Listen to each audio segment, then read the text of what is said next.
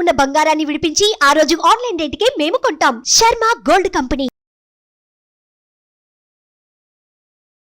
ఉన్నారు ప్రముఖ ఆధ్యాత్మికవేత్త గురుస్వామి బ్రహ్మశ్రీ రాజన్ నంబూద్రి గారు ఉన్నారు. గురుగారితో మాట్లాడి మనకున్న సందేహాలను అడిగి తెలుసుకుందాం. నమస్కారం గురుగారు. నమస్కారం. గురుగారు, ఇప్పుడు మిథున రాశి వారికి అండి కేరళ శాస్త్రం ప్రకారం అసలు ఎలాంటి పరిహారం చేసుకుంటే మంచిదంటారు జూలై నెలలో? ముందుగా శ్రీ మహాగణపతి దేవతోభ్యో నమః.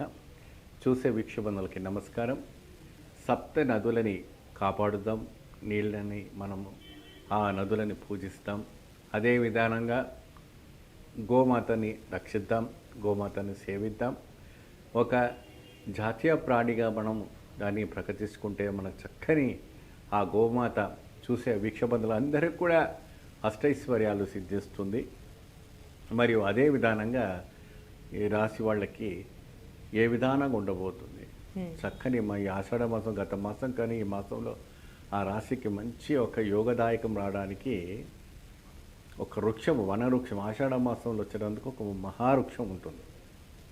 ఆ వృక్షం ఏంటంటే పెద్ద పెద్ద మహర్షులందరూ కూడా తపస్సు ఆచరించడాని కోసం చక్కగా ఆ ఒక వృక్షము దగ్గర కూర్చొని పద్మాసనం వేస్తారు. ఎటువంటి వాళ్ళు అంటే వ్యాసాయ విష్ణు రూపాయ వ్యాసాయాన్ని వ్యాసుడు, వేదవ్యాసుడు అలాగే విశ్వామిత్రులు వాళ్ళు, అలాగే అశోక చక్రవర్తి గౌతమ బుద్ధుడు ఉన్నారు కదమ్మా వారు. అదే విధానంగా మనకు వివేకానంద స్వామి వారు కూడా ఈ యొక్క మర్రి చెట్టు కింద కూర్చొని చక్కటి బ్రహ్మాండమైనటువంటి ఒక యోగదాయకమైనటువంటి ప్రదేశంలో కూర్చొని తపస్సు ఆచరించారు. ఎందుకు మర్రి చెట్టు దగ్గర కూర్చొని పూజించడం వల్ల జ్ఞానం ప్రసన్నం అవుతుందంటే ఆ జ్ఞానం అనేది ఆ వేర్లు ఉంటాయి కదండి, ఆ వేర్లు ఎట్లా మీకు వైర్గా సాగిపోతుంటుందో మీ దేహంలో ఉన్నవంటి ఒక నెగిటివ్ ఎనర్జీ అంతా పోయి పాజిటివ్ ఎనర్జీ అన్నది అలా కూర్చుండిపోతుంది. సో అటువంటి వైభోగమైనటువంటి ఒక విశేషంలో చక్కటి ప్రదేశంగా ఈ రాశి వాళ్ళు చక్కగా అక్కడికి వెళ్ళి దీపారాధన చేసుకోవాలి. ప్రతి ఆదివారంన ఈ వెళ్ళి చక్కగా రావుకాలంలో ఆవు నెయ్యి దీపం పెట్టి 11 ప్రదక్షిణ చేయాలి. సాయంత్రం వేళ చేయకూడదు, ఉదయం వేళలోనే చేయాలి. ఉదయం వేళన ప్రతి ఆదివారం నాడు ఉదయం 6 నుండి 9 లోపు వరకే చేయాలి. 9 దాటితే మళ్ళీ ఆ వృక్షం దగ్గర వెళ్ళకూడదు. ఆ వృక్షం కింద వినాయకుడు ఉన్నా కూడా వెళ్ళకూడదు.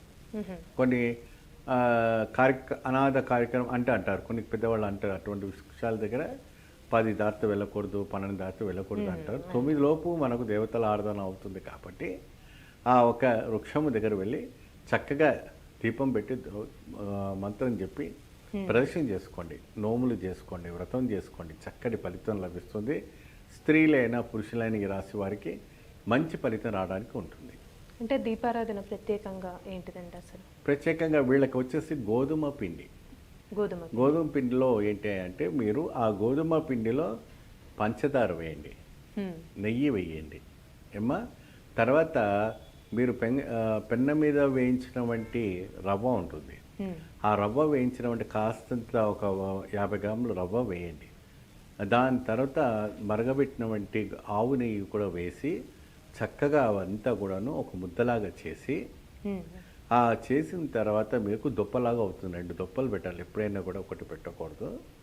ఆ దుప్పలన్నీ కింద 2 అరటిపండు తొక్కలు తీసి అరటిపండ్లు పైన ఆ దీపారాధన చేయాలి. ఇది చాలా అరుదైన వంటి ఒక దీపారాధన. ఆ అరటిపండు వాడిని పెట్టేసి చక్కగా దీపం పెట్టి ప్రదర్శన చేసుకొని అక్కడ ఆ మంత్రాన్ని జపిస్తూ చక్కగా రండి. ఎటువంటి మంత్రం అయినా కూడా మీకు సులభంగా రావడానికి ఆస్కారం ఉంటుంది. ఈ రాశి వారికి చాలా విశేషంగా ఉంటుంది. ఈ మిథున రాశి వారికి చక్కగా మంచి ఫలితం లభిస్తుంది, ఆదాయం పెరుగుతుంది, ఉద్యోగం వస్తుంది, కళ్యాణం కూడా సులభంగా దొక్కుతుంది.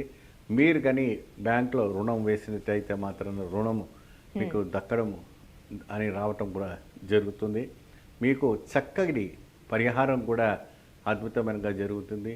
మీరు కానీ మీది కోర్టులో కేసు కచేరీలు ఏదైనా నడుస్తుందంటే కూడా మీ ఫైల్ ఎండింగ్కి రావడానికి మంచి అవకాశం ఉంటుంది.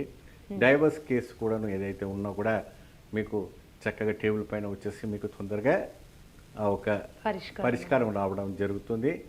రైతులకు కూడా అధికమైన వంటి ఇప్పుడు వచ్చేసి రోహిణి కార్తీక నడుస్తుంది కార్తీక రోహిణి అంటుంటారు. ఈ మాసం పోయి ఇప్పుడు ఆషాఢ మాసం వస్తుంది కాబట్టి నాట్లు వేసుకున్న వేళ సమయం కాబట్టి మంచి అద్భుతమైన వంటి ఒక పంట వంటి యోగం. అందుకే వర్షాకాలం వస్తుంది కాబట్టి ఆ ఋతుల్లో అద్భుతమైన వంటి ఒక వైబ్రేషన్స్ రావడం జరుగుతుంది. మీరు విదేశాలకు వెళ్ళాలనుకున్న వాళ్ళంతా కూడా ఈ రాశి వాళ్ళకి ఈ యొక్క వృక్షానికి పూజించడం వల్ల మంచి ఫలితం లభిస్తుంది. అంటే ఈ చెట్టుకి పూజ చేసుకున్న తర్వాత కండి మర్రి చెట్టు అన్నారు కదా, ఏ ఆలయ దర్శనం చేస్తే మంచిది? వీరు వచ్చేసి ఎక్కువ శాతము శివాలయం కానీ మహావిష్ణు ఆలయం దర్శనం చేసుకుని చక్కగా ఆ స్వామికి సహస్రనామం చేసుకుంటే సరిపోతుంది. మంచి పరిహారం తెలియజేశారండి, ధన్యవాదాలు మీకు. నమస్కారం. సుమన్ టీవీలో మీ పర్సనల్ అండ్ బిజినెస్ ప్రమోషన్స్ కోసం కింది నెంబర్కి కాంటాక్ట్ చేయండి.